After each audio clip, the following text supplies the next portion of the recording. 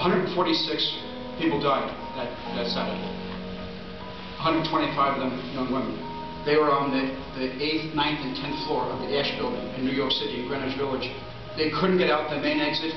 They raced towards the exit gate, and the exit door was locked. And when the police found the women's bodies the following day, they could see the fingernails were torn off the women as they clawed to try to get out. They were completely trapped in an inferno.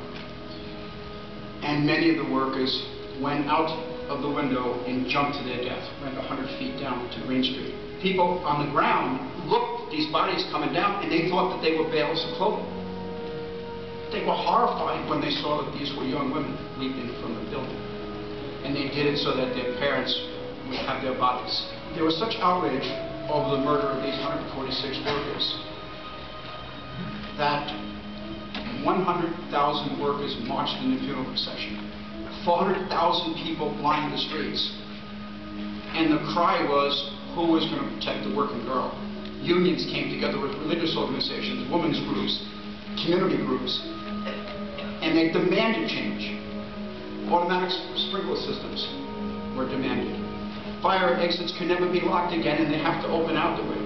This all happened within 2 months, and for the next 30 years, the Triangle Shirt Race Factory fire gave this momentum so that by 1938, we had the Fair Labor Standards Act.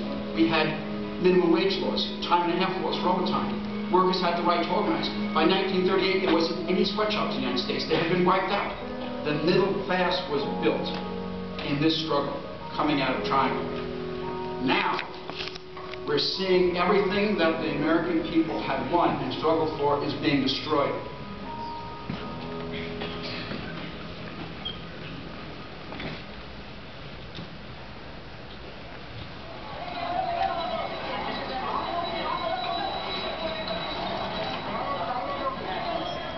On December 14th, 2010, just 3 months shy of the 100th anniversary of the Triangle Shirt Race Factory fire in New York, a fire broke out at the Hammam factory in Bangladesh on the outskirts of Dhaka.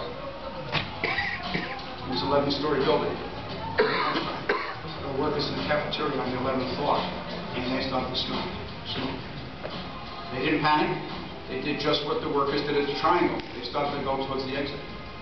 The workers tried to get out the exit, and the flames were so great and the smoke was so dense, they had to retreat. They ran through the cafeteria to the other side of the building, the west side, and they tried to go out the fire exits, and the exit doors were locked. They were trapped. Those workers jumped off the top of the building from the 11th floor. They left off the building for the same reason, so that their parents could have their bodies and they could be mourned correctly and they could be buried correctly. The workers on the ground thought these were bales of clothing that were being thrown out the windows. It's word for word the exact same thing. At the Triangle factory, the exit door was locked. The exit door was locked at Hammam 100 years later at the factory fire at Hammam in Bangladesh. And you know what the workers told us? They said that often management locks the exit gates during a fire so that the garments can't be stolen. 29 workers were killed. Over 100 workers were injured, 36 of them seriously and were hospitalized. The management paid the families of the deceased workers $2,080 as compensation. That's what a life is worth in the developing world now. And this is going on still in the global economy today. Not one change. In fact, it gets worse. In Triangle, they made 14 cents an hour. But when you adjust that for inflation, that 14 cents an hour in 1911 is worth $3.18 today. The workers at the Hammam factory in Bangladesh on the outskirts of Dhaka, they're making at the top wage 28 cents an hour. That means that they're earning, their wages in Bangladesh today are 1/10 of what wages were in the United States 100 years ago. We are racing to the bottom.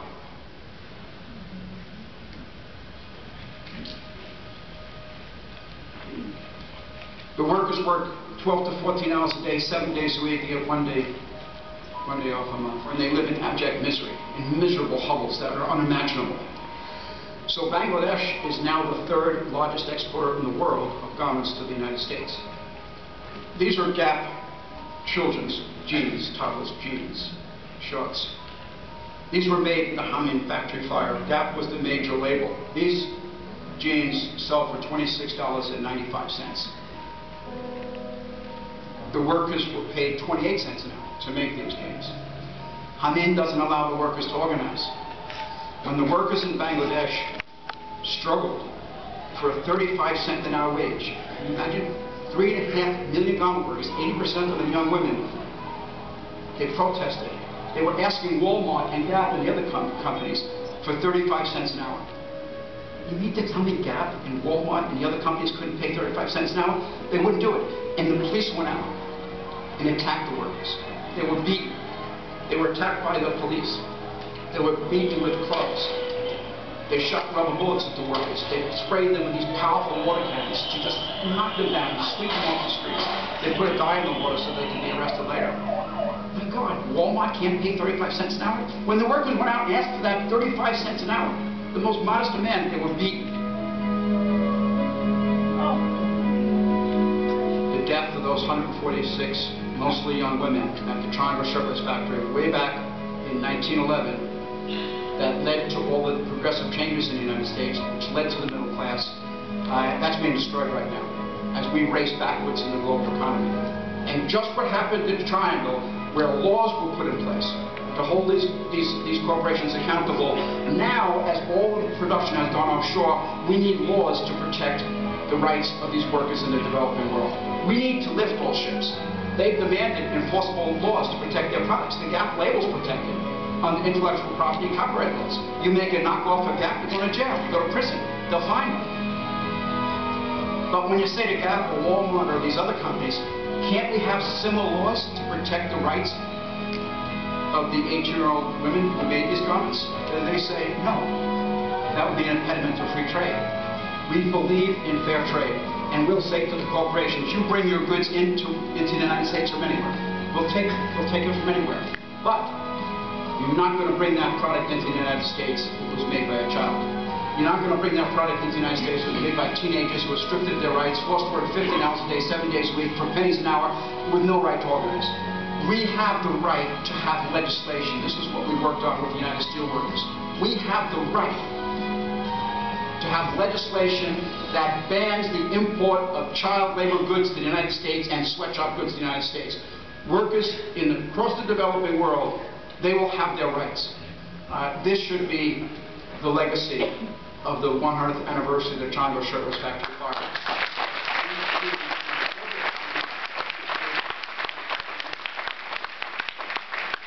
I believe very strongly, as we race to this bottom in the global sweatshop economy, that this is